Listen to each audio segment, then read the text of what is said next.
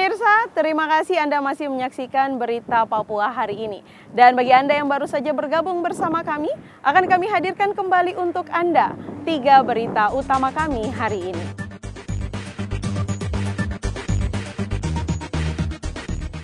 Kapolres Merauke memastikan isu penembakan mobil dinas Ketua KPU adalah hoaks. Kapal pengangkut telur dari Surabaya terlambat masuk ke Merauke mengakibatkan stok telur ayam kosong. Pegawainya tertular COVID-19, 3 kantor di Kabupaten Mimika ditutup.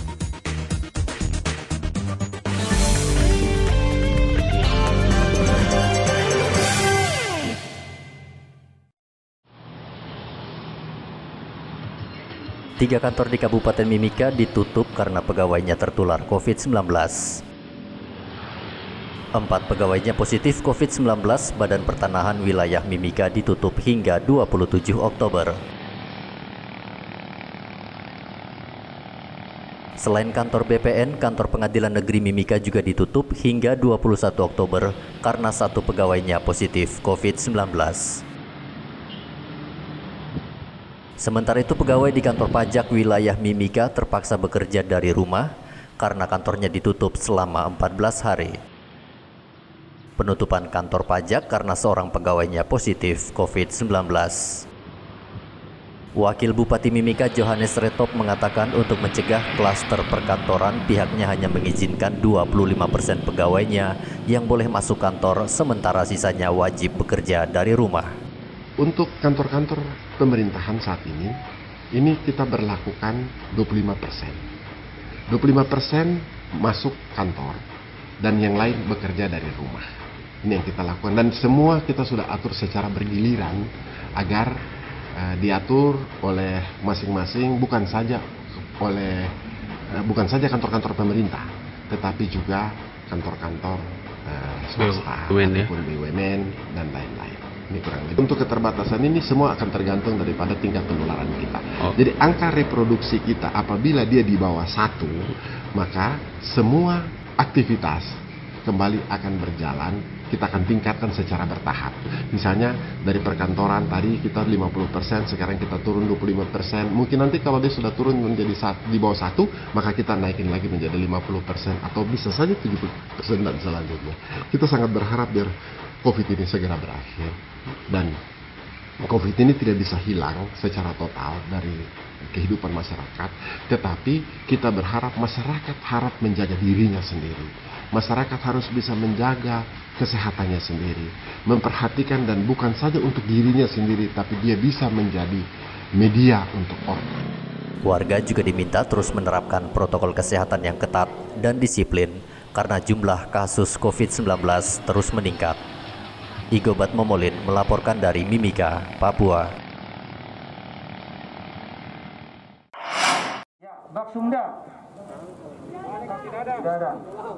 Ratusan personel Polres Merauke mendapat suplemen herbal untuk meningkatkan imunitas tubuh.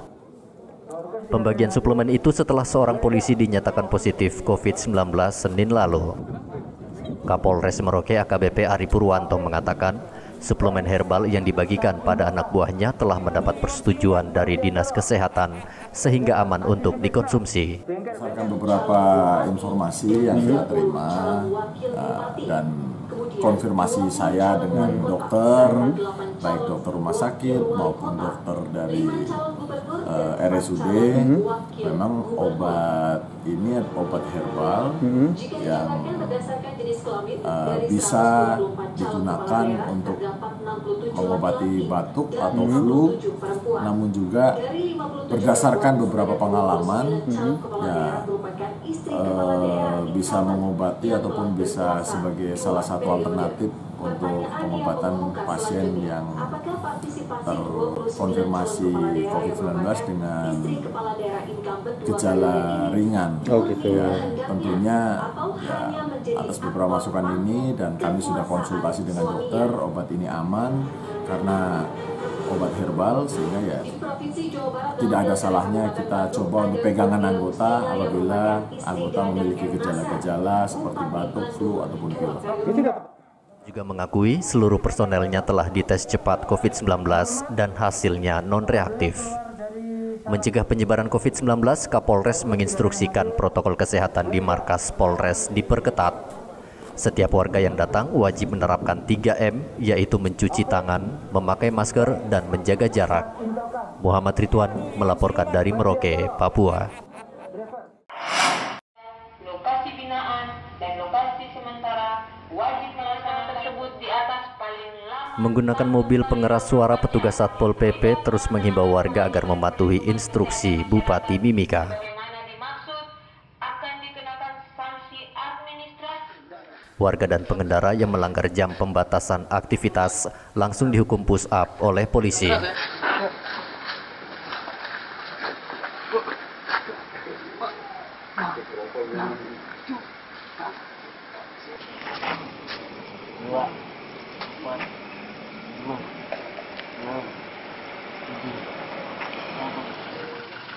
Polisi juga memberi peringatan keras pada pengendara yang tidak memakai masker.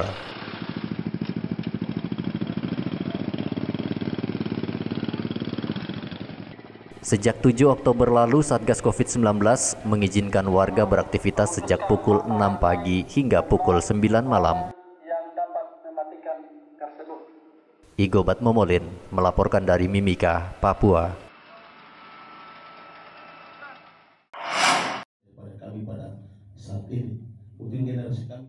Bawaslu Manokwari mengajak pemilih pemula mengawasi tahapan Pilkada Serentak 2020 yang akan digelar 9 Desember mendatang.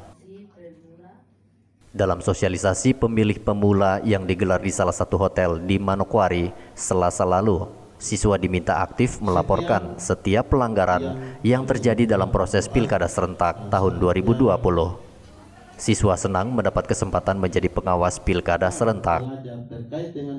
Apresiasi sekali karena kegiatan ini sangat membantu kita, khususnya anak-anak sekolah, pelajar-pelajar yang dulunya memang belum pernah melakukan pencoblosan gitu. Jadi dengan adanya kegiatan ini kita mengerti bagaimana kita harus mempersiapkan apa saja supaya kita bisa menyoblos gitu. Terus kita juga dibimbing atau diawaskan, dilatih untuk memang benar-benar jujur dalam memilih. Kita dilatih untuk memang benar-benar memilih dengan hati kita, tidak berdasarkan uang. Semoga kegiatan ini nanti dilakukan pada tahun-tahun mendatang, ya nanti ada kegiatan pada waktunya untuk pemilihan dilakukan sehingga anak-anak ini tidak salah dididik dengan politik yang kotor. Pesan sendiri untuk anak-anak siswa didik yang ini? Ya, anak-anak siswa didik yang ada, ya mudah-mudahan hari ini materi yang didapatkan bisa dapat diterapkan dalam kehidupan pribadinya, di mana lingkungan, di mana anak itu tinggal, sehingga ke depan tidak salah melangkah lebih jauh dari sistem politik yang kurang bagus.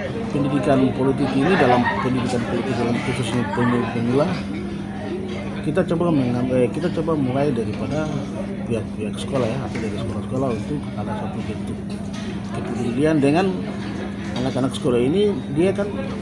Dia renggang termudah untuk terbawa provokasi itu, dia sifatnya emosional, dia harus bagaimana kita mengajarkan untuk mengenal pendidikan politik yang baik. Itu tujuan kami Bawaslu, sehingga proses dia dalam menggunakan hak pilih ke depan ini itu tidak mudah dipengaruhi siapapun. Dan juga pun tujuan ini juga dia sebagai pemilih pemula, tapi dia juga menjadi mitra kerja Bawaslu untuk memberikan sosialisasi di tengah masyarakat di lingkungan yang dia tinggal.